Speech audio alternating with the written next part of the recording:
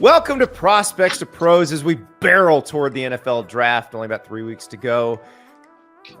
Dane Brugler is back, and we're joined by the devastatingly handsome Mike Renner of Pro Football Focus. And we have a very interesting topic this week because this is one that just drives guys like Dane and Mike crazy. It's the people who are just tough evals. Either their production doesn't match their traits don't match their production, or they're just a straight up tweener where for size or speed reasons or whatever, they don't fit some obvious position in the NFL. So guys, Dana, you've been working through the beast. You've got every name in this draft floating in your head. Mike, you got to do the same thing at PFF. Who are some of the guys that every time you pull up their tape, you're like, what do I do with this one? Mike, why don't you kick it off with a guy that really stands out for you? To me, I'm going to just throw a few names out here because to me, the wide receiver class is one where there are a few guys that I cannot make heads or tails of. And one, I'll start right at the top, is Quentin Johnston. I think the TCU wide receiver, I will watch reps of him and just be in awe of what a man, nearly 6'3", 210-ish pounds can do from just a, explosiveness standpoint. I think he's unique in that regard. And then you'll watch him alligator arm one over the middle and you'll watch him get bodied to the sideline. You're just like, what's that going to look like once he gets to the NFL? He's the one that just, I go back and forth on because the high end is higher than anyone else's in this class, in my opinion. The high end reps are just special, unique reps. And you saw it against NFL competition too. Julius Brents, the Kansas State corner, he put him on the dirt one play for a big touchdown in that game and left him flying by in a couple of comeback routes that just not a lot of guys that size are capable of. But then also he doesn't play to that size. So he's one where I don't know what it's going to look like 2 or 3 years down the road. I know a lot of people have brought up Kevin White as the comp for him. I wasn't scouting this deep when Kevin White came out, but obviously when you get a guy who's an all-time draft bust as your comp, that's going to be a little scary. That's a good point. And that Big 12 championship game that you brought up with TCU and Kansas State, that's also not to veer off course too much, but that's what's having me stuck on Julius Brents because that was not a good game for him. He was all over the place, but no, yeah, to your point with Quentin Johnston, the jumps were amazing at the combine. And then at his pro day at 6'3", 212, his 240s were both in the low 4.5s. His 3-cone was 7.31. That's not good. You look at the receivers in the NFL, even the bigger guys, they're a lot better than that. The short shuttle was 4.28. So the testing was not what I think we expected out of Quentin Johnston. And I feel like so much of the hype and the oxygen that's been talked about with Quentin Johnston's been all about the testing. And yeah, the jumps were great, but everything else was pretty average, which for a guy that is, you're betting on the traits, you're betting on what he's going to look like in 2 years, that makes it tough. And so I know for me, he was kind of on the borderline of being a first round pick. Where does he at in your guys' rankings? I had a wide receiver 1 prior to the testing. So after the 40 and the 3-cone, I think he's going to be dropping. But I'm saying this because I don't know where to at this point. Yeah, that's a good point. Yeah, where do you drop him? How much do you drop him? How does that change your forecast? That's a good one. That makes it tough. And I don't know. Andy, what's your opinion on Quentin Johnston? I like him a lot because he was one of the. I know TCU had some other weapons and Kendre Miller in the run game and Amari DiMercato were very effective in the run game. But Quentin Johnston was their primary offensive threat. And it felt like, for the most part, he produced, even though defenses were very keyed up to stop him. But there was something you were saying, Mike, that got me thinking, what are some of the red flags? Because this is where I get messed up as someone who's focused mostly on college football, is oftentimes I'm not accounting for the jump in competition. The fact that there are no weak links that you can really pick on in the NFL versus college football. And you were talking about evaluating Quentin's tape, and you see some of that. You see some of those reps where against the level of competition he's going to face, if you do that, it's going to be bad, bad, bad. Yeah, and the thing about wide receiver compared to maybe other positions is that I don't think necessarily high end and like impressive reps are what lead to production at the next level. Like, it's consistency. You have to be on it every single play. There are certain positions where you can buy the high end, and then the guy's going to develop into that. You can teach that consistency, maybe like defensive line being one of them. But I'm not sure that's one with wide receiver, where if a guy just flashes at times, I'm not certain that means he's going to be able to do it necessarily all the time. And then it might speak to why he doesn't do it all the time. Those athletic limitations of maybe he isn't as fast as we thought. Maybe he can't turn as well as maybe we had hoped. So I do think there's all those things that go into making me less just certain about what I'm going to get at the next level. And I'm very, we don't want to helmet scout. You don't want to generalize, but the track record of Big 12 receivers has not been great. And that plays into the conversation as well in terms of the competition you're facing, the defenses, the corner play. So yeah, that's definitely part of this as well. What other receivers did you have? I also had Jalin Hyatt was the other one, Tennessee wide receiver, for a lot of, I don't want to say similar reasons, but like he has things on his tape that we just don't know what it's going to look like. He was a slot wide receiver in an offense that teams had to play differently than every other offense, college football, any other offense in the NFL. It's just Josh Heupel. What they run is unique in that you're not getting up and pressed at the line of scrimmage. Half of his plays, he's not even running routes. He's running either clear outs or not running altogether. And then he's just a lot of free releases to off defenders that he blew by. And so that's a role that, quite frankly, just doesn't exist at the NFL level. And so when you see that, you see, like, the athletic tools are awesome. The ball tracking is awesome. And that's something that speed wide receivers a lot of the times those guys have bricks for hands. A lot of times those guys can't find the football down the field. That's not a question with Jalin Hyatt, in my opinion. But then it's the rest that is a question. It's like, that's good, but there are guys that can do that at the NFL level that can't see a 3 deep because that's all they can do. You still have to run routes, you still have to get open, you still have to be able to wear a lot of hats to play in an NFL offense in today. So I do just think that all the stuff we haven't seen from him on tape is stuff that does matter and that he will be doing at the NFL level, and just don't know how he'll fare when that happens. And that's a great point, because I think, what he does best, the two things that he does best is the vertical speed and the ball tracking. And so if you can do those two things at a high level, that's obviously something that's going to carry over to the NFL, and you could be a weapon. But to your point, the other stuff in terms of getting on the field and being a more complete receiver, so much will depend on where he goes, the offense, what they ask him to do. Now his testing was a little bit better. His 3-cone was 7:06. Which is a solid time for him. Not good time, but a solid time. To talk about that offense where, it's the Corey Coleman's of the world, we've talked at length about Hendon Hooker and how that's going to translate and all that. There's a level of uncertainty just because of that offense. So I don't know. I want to believe in Jalin Hyatt. I mean, I do believe in Jalin Hyatt, but I do think your concerns are warranted. Well, as somebody texted me over the weekend, you're not going to get matched up against DeMarco Hellams that many times in the NFL. And that's not a shot at DeMarco Hellams, who's a good safety at Alabama, but he's not supposed to be covering the fastest player on the field one-on-one, who has a free release, who has a running start. That's not supposed to happen.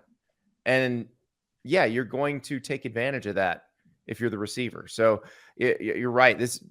That doesn't necessarily exist in the NFL. That type of offense, there's a lot of reasons why that offense wouldn't work in the NFL. So it's very interesting. But Dane, who have you got? Who's on your list of guys that were just tough evals? So a guy that I know you guys are high on at PFF, Mike, Andre Carter, who is, it's it's an evaluation that requires a lot of context with, his body type and the strength development and all that. But he ran a 4.9 at his pro day in the 40-yard dash. Now his 3-cone was good. It was under 7 seconds. But what do you do with a 4.9 from a guy that you did not expect a 4.9 from at that position?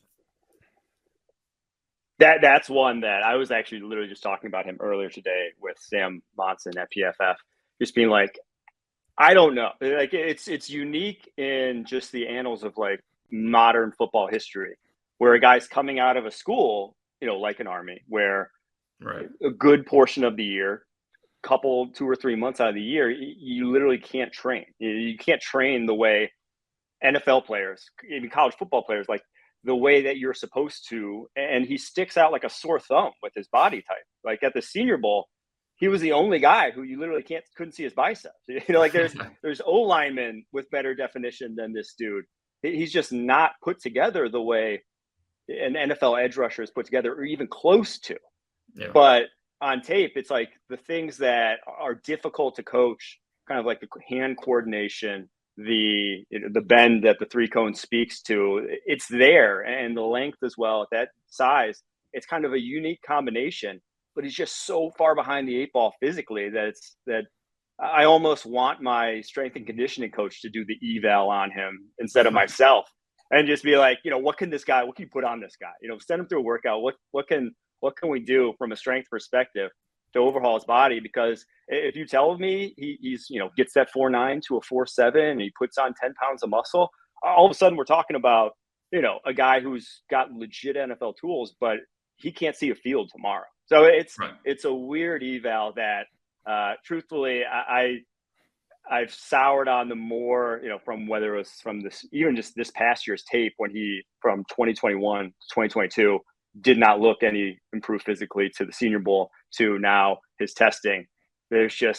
He's too big of a risk to touch anywhere highly in this draft.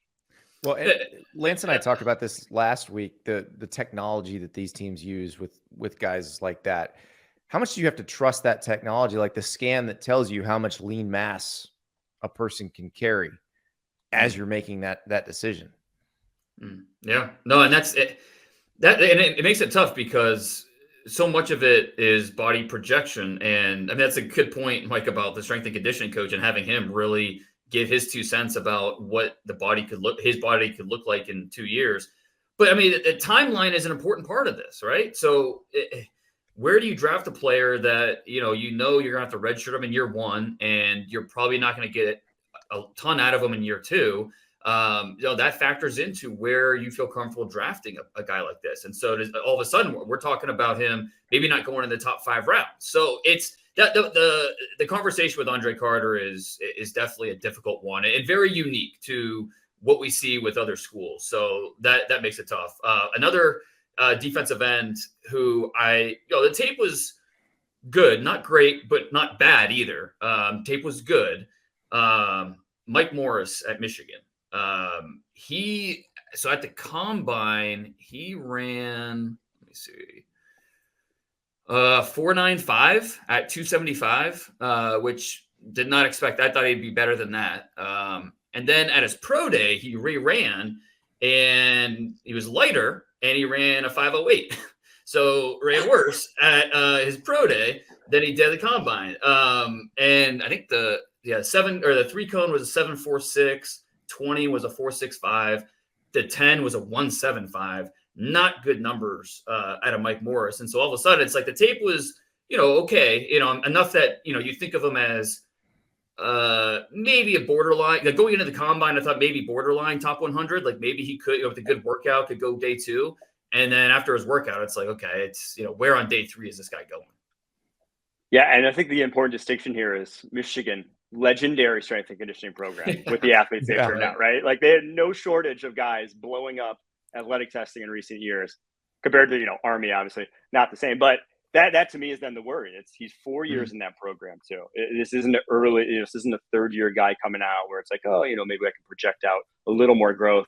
It's like, no, that's probably who he is. And so at a position as traits driven as defensive line, those are the guys that just, I don't want to say you throw them off the board, but that's it. Like you just don't risk any modicum of serious draft capital because it just flies in the face of what succeeded. The Michael Bennett's of the world will be the outliers, and you're fine with them being the outliers. You're going to trust that the vast history of guys with any serious athletic tools are the ones you want to target. Mike, I was going through your Twitter feed. And you had something interesting. You were talking about Jaxon Smith-Njigba and the idea of him being slot only, and you brought up, well, isn't that what Cooper Kupp is? What about the eval on Smith-Njigba? Because you have a couple things going. You have his size, you have the way he was using that offense. You also have the fact that he really didn't play last year.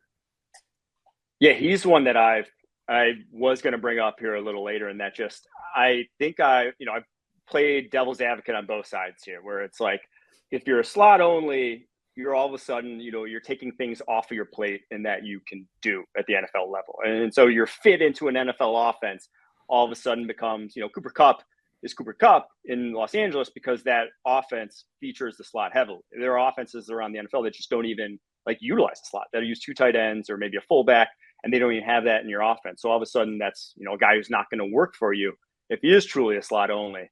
But I do think in terms of once that scheme, and that was like my initial idea, but if you have that scheme, if you have a 3 wide receiver heavy scheme, all of a sudden you're not going to do better at slot from a prospect perspective that I've seen in recent years than a Jaxon Smith-Njigba there. So if that's part of your scheme, that guy should be a top 10 player then on your board because he's that good there, because that role in that kind of offense is that valuable still, that just makes him a weird eval from me on the outside, not having a scheme to project to, not having any ideals that I'm looking for or any positions I'm looking for to say, oh yeah, he's a top 10 player. Oh no, but not for you, but for this team, yes. So it's just he's a weird eval because of that. That's a good point, because and this works for a lot of prospects about where they would fall on a general board, like you and I have to do, where we're not scouting for a specific scheme or situation or culture. It's very generalized, and so that does make it difficult, especially with quarterbacks. But but a guy like Smith-Njigba, who is very unique in what he does. This is kind of an unfair question, but if he were in last year's class with those receivers that we had, 6 going the top 25, where do you think he would have been drafted, and where would he have ranked in your receiver rankings last year? See, to me, I think him and I thought Jahan Dotson was also a slot wide receiver, and was kind of his skill set. I just don't think he was ever going to be your pure outside guy. And comparing the two, I would lean towards Jaxon Smith-Njigba. So I think he goes where Dotson goes. Was it 16 to the Commanders? I think that's where you would probably have seen him come off the board. But it's tough because obviously Dotson's faster. Maybe they thought of him. Maybe they didn't think of him as a slot guy. Maybe they thought of him as an outside guy because that is where he played more at Penn State. So that's where I probably would have seen him go. But he may have gone, after even Treylon Burks because of just, again, fit being everything for a guy like Jaxon Smith-Njigba. Yeah, and that's a good. I mean, I was right there with Dotson. I would lean towards Dotson myself just because he has the speed along with the ball skills and the route running. But yeah, I think right there is kind of where you're behind the other 2 Ohio State receivers, behind Drake London, Jamison Williams. There's a little more there than with Smith-Njigba, who's a really good player. And that's what. Anytime you talk about Smith-Njigba, it's I feel like I have to. Always mention, hey, he's really good. He's still really like him. It's just I'm not trying to sound like I'm being negative about him, but it's just he's a little bit of a difficult eval there. I feel like I don't want to sound too negative, so I'm just going through my notes. Mike? Did you see what Cody Mauch, what his 3-cone was at his pro day? I did not. What was it? A 7.12.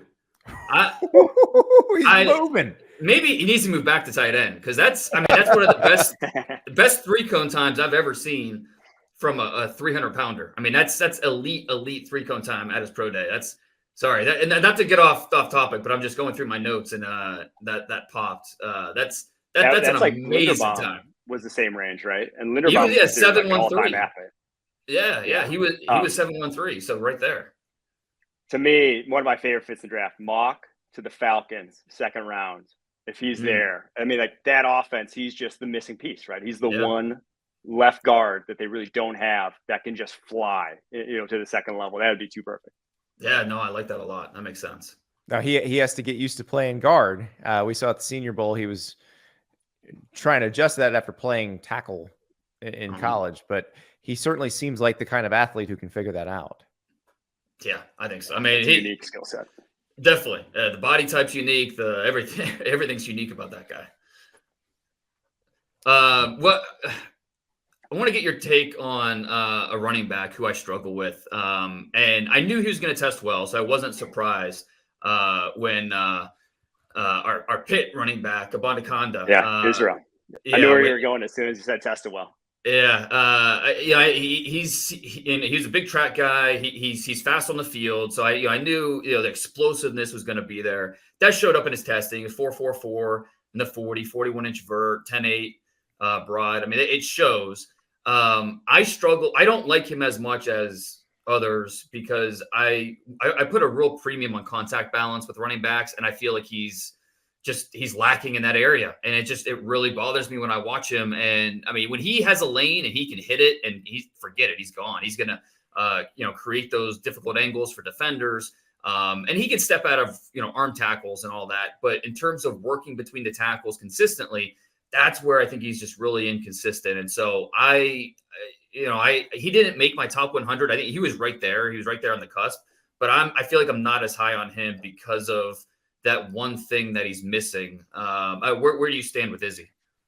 I think I'm in lockstep with you there. Okay. Because I had him on my list with another running back for opposite reasons. One, I had Travis Dye. I don't know if you saw his pro day numbers, but they were an atrocity. But for Abanikanda, like the way I think I described it in the PFF draft guide is he looks like how when a wide receiver gets the ball looks trying to run between the tackles, where it's just there's no kind of it's not crisp whatsoever. He's very loose in his running style. He's very doesn't look confident.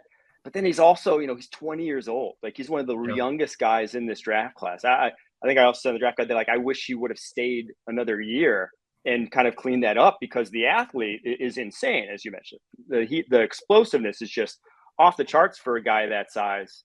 And there's a reason why speed score is beloved by nerds is because size and speed at the running back position is very translatable in the NFL. It's a good trait to have, but I guess I would say I disliked him about as much as you can for a guy with that elite size and speed. His tape was, again, like I mentioned, just not quite there, and he did go down on first contact. He had 217 pounds. I thought, watching his tape, you could have convinced me he was 200 with how kind of physical he was as a runner. Which that to me, a lot of running is more about mentality than about pure size once you get to the NFL. Yeah, the lack of yards after contact, it shows on tape, it shows in the numbers, and I know, that's a real issue for me. And so where he lands in the draft is going to be interesting. That strikes me as maybe the biggest red flag for a back because the hole's closed so quickly in the NFL. If you go down on first contact, you're not gaining any yards. You just aren't. So that seems like an easy thing. But Mike, you brought up age, and we always talk about old quarterbacks. I feel like that's how the topic comes up. But how do you factor in age in some of these other positions when you got a 20-year-old or a 24-year-old? I think it kind of goes back to what I was saying with Andre Carter, and that I don't want to say it's an excuse, but like if you're 20, you can expect improvement. If you're, physical, technical, whatever, there's probably just a little more that you can expect, right? Than a guy who's 22, 23, 24. And like when you're in that range, they're finished products, right? Like you don't expect an NFL player, most NFL players, year 3, year 4 is when they're 24, 25. That's it, right? Those guys are done. So I think that's kind of how I approach age, is that it's obviously a case by case basis, but you expect just a little bump more. So if, all else being equal, shall we say, you're going to go for the younger guy because you can expect a little more just development. And Mike, you mentioned Travis Dye. He was 4.78 in the 40, 27 vert, 8.11 broad. Just not good numbers at all. And he's tough because he's coming off the injury. So time to train. Is he really 100% healthy? Probably not. So it's that, and that brings me to a couple other different players where you have to factor in injuries and maybe you don't have testing data. And one guy that really stands out for me, who I like a lot, Marte Mapu from Sacramento State, who and he's even more difficult because he's a FCS guy, right? So we don't, he did really well. NFLPA did really well at the Senior Bowl, but not. And then he had a pec injury while he was training it wasn't invited to the combine, so was just doing his draft training. So no, we're not gonna have any testing data for Mapu pre-draft, and it's one thing if you're talking about an SEC player, it's a better idea. You get a better idea of his speed and how he matches up, but talking about an FCS player, that makes it a little more difficult. I think this is if he was healthy and able to test like we think he's capable, I think he goes top 100. Now, because of not having that pre-testing data, that he could still go top 100, but I don't feel as confident about it because of the injury and not having that testing data as I don't want to say a crutch, but just as a way to confirm what you think you see from an FCS player. Yeah, injuries are probably the most difficult thing for you and I on the outside to really deal with, right? We don't have any of their medicals. We don't have any inside access. We don't have any doctors by our side being like, hey, here's the recovery. Here's what we can get. Like, all you're doing is kind of guessing from the outside at what you can best hope or what you've heard. So it's tough. But Mapu's interesting also because I think he plays linebacker in the NFL, right? Like, he was a safety at Sac State. Yeah. So you're adding in a lot of different stuff. But he very well could be like a Foye Oluokun, right? Oluokun was a safety at Yale and then drops down linebacker because kind of speaks to what we spoke about with the running backs. That I think mentality is more important for being undersized than actual maybe, pure weight number. And I think he has the mentality of a guy who can play linebacker. So, I really like Mapu shifted down to linebacker from safety during his career at Sacramento State. So, and that's hard too. Like, how do you guys, when you have a player who maybe doesn't have a lot of tape at the position he's going to play, this goes back to Cody Mauch. Cody Mauch's got a bunch of tape at right tackle, but that's probably not the position he's playing in the NFL. So how do you deal with that? Yeah, no, and that's there's several of these players this year you have to make a projection, and you have to figure out, okay, he did this in college, but okay, if we shift him here, how's he going to look different? And that's where I think the All-Star games really help. With being able to see a Cody Mauch move from left tackle inside the guard or even the center, it's really helpful. Or another guy I wanted to talk about, Adebawore from Northwestern, being able to move inside. And Mike, what was your grade on Adebawore in January 1? I had him as probably like the 60th player on the PFF board. Like, I still liked his tape to a degree. But it was more because, like, you could see the athletic tools on his tape sometimes. It was not because he was an uber productive player by any means. Right. So are you projecting him more as a 3 technique or as an end? Yeah, 100%. I don't think you're playing edge at that side. I know we could, obviously, with his skill set. I think his versatility is obviously interesting, but I think at 3 tech is where that's going to shine, right? Yeah. No, I agree. He can move. I like the idea of him shooting gaps. Yeah. Because you get somebody like that in the backfield, you got a problem. I mean, there's not much you can do as an offense if that guy can shoot a gap. And he was at the Senior Bowl. He was the second fastest defensive lineman behind Keaton from Georgia Tech, who we know is fast, and he's an edge guy. So, no, it's no questions about Adebawore's speed, and I mean, he's a total freak. There's no question about it. Now it'll be interesting to see where he goes. Does he go? Do you think he goes in the first round, Mike? I don't, truthfully, but it's just because you're so far projecting out, right? I just don't think he will. But And even if still, like, you're still an undersized DT. He's still like, the athleticism is great, but he's still probably 10 to 15 pounds away from where most guys would want their DTs. Right. I would like him in a primarily even front scheme more, I think, and that does narrow the field a little bit. Well, and he's so disproportionately long. That really helps his case. Even though he is shorter than you want, doesn't have as much weight on his body as you want. But yeah, I think the somewhere mid-second round, I think, is probably where we're going to end up hearing his name called. Mike, what's another player you got? All right, let's take a DT. Gervon Dexter, Florida DT. Yeah, he is, to me, one of the weirdest prospects in this entire draft class. I've never seen a prospect slower off the ball as consistently as Gervon Dexter. There was actually a play in the Kentucky game where he was left unblocked and doesn't even get to Will Levis, like completely unblocked. Doesn't get to Will Levis until about 3.5 seconds after the snap because he was so late off it, so confused that no one ended up blocking him. And then he all of a sudden then runs to the quarterback. I'm just like, the awareness, and I don't know if that gets fixed. And I don't know why it was so just egregiously not good on tape. But then the freakish tools are like, that's how you put together a DT besides kind of short arms for size. I was at his pro day last week, and he actually talked about that. He's like, I know my get off needs work. And I'm like, brother, that's the understatement of the century. But everything else looks pretty amazing. And that's the thing. Like, there's a play against Alabama from the 2021 season where it's a stack and shed, and it's like clinic tape. And you're like, this is against Alabama. This looks amazing. But Mike, the play you brought up, there's so much of that. The other thing with him, you also have to take into account, he was playing a lot of snaps for a 300+ pound guy. And it felt to me like as games went on, he wore out.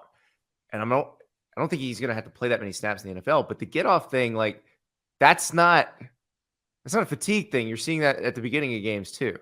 So it's a weird eval.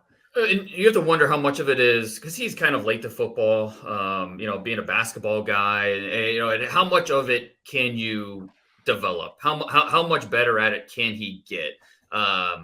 Is it strictly just a processing thing? Is it, he just needs to be clued in on, what the correct key is? I mean, it's just obviously ball movement, but I don't know. He's tough because I do think I do like Dexter. I think he's, a borderline top 50 type of guy because there's so much more ability in that body that we just haven't seen yet.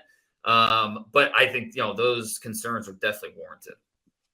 I will say, I think Rashawn Gary had a similar problem and truthfully, still does in the NFL. And it still doesn't matter because he's so freaky. And I think Dexter could very easily end up falling into that camp where it's like, I think it's a little more important the closer you get to the ball to get off the line, or else you're getting guys on you quicker. But I do think that maybe he's just never going to be a guy who times the snap well, but you're just going to live with it because, he's 6'6", 310 and runs a 4.8. So. Yeah, I think with him too, having better players around him may help. He was a lot of focus, except for that play against Kentucky where nobody blocked him. But he had a lot where he's getting doubled, and because they didn't have a ton of talent around him that scared them. So that's one where you get in the NFL, you may have somebody next to you that scares the opposing offense more than you scare them. And suddenly you got a one-on-one and things look different. Two running backs who their three cone times are just really throwing me off. Kenny McIntosh from Georgia. He had a 7.69 3 cone, just abysmal. I mean, as bad as you could possibly get for a running back.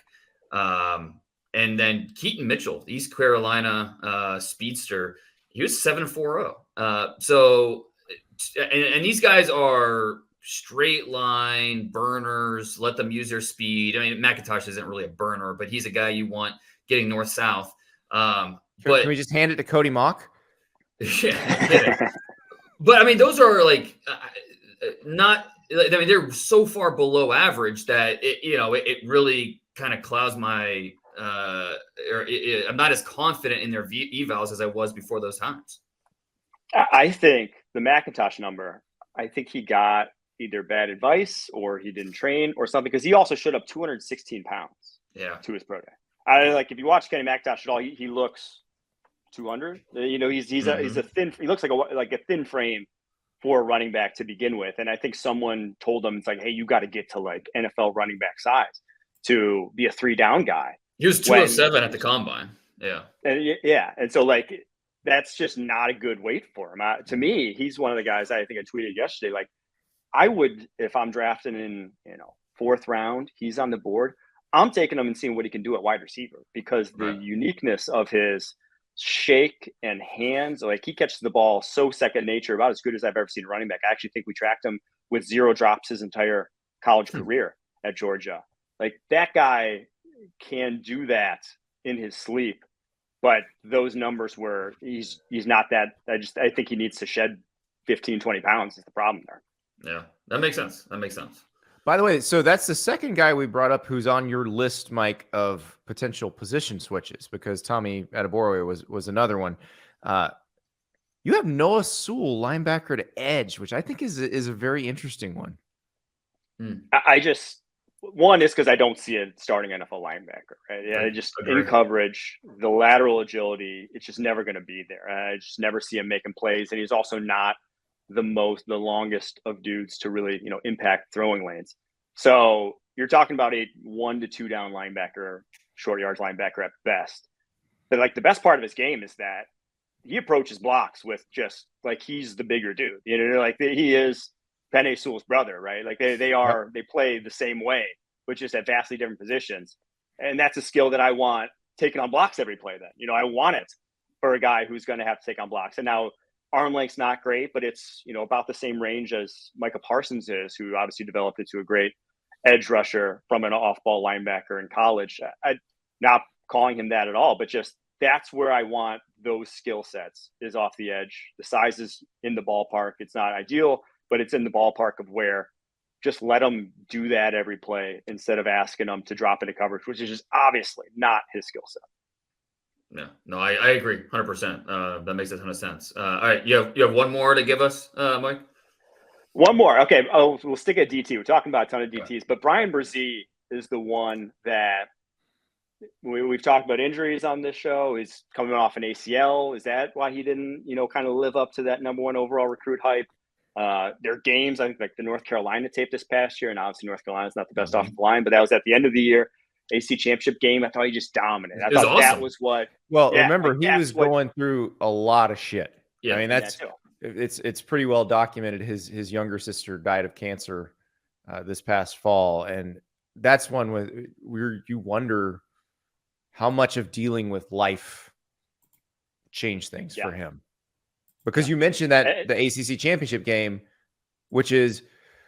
Now there's been some time passed. You've had a chance to kind of get back into your routines and rhythms, and like you never know how somebody's going to handle something like that. So yeah. And so like that game is top 10 type of DT tape. If that was every game, you're talking about them right behind Jalen Carter, in my opinion. But just there's too many, and again, like rightfully so, reasons why he may have been inconsistent on tape, but.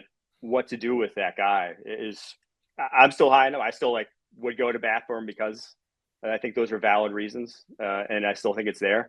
But ultimately, where it comes off the board, I'm curious to see.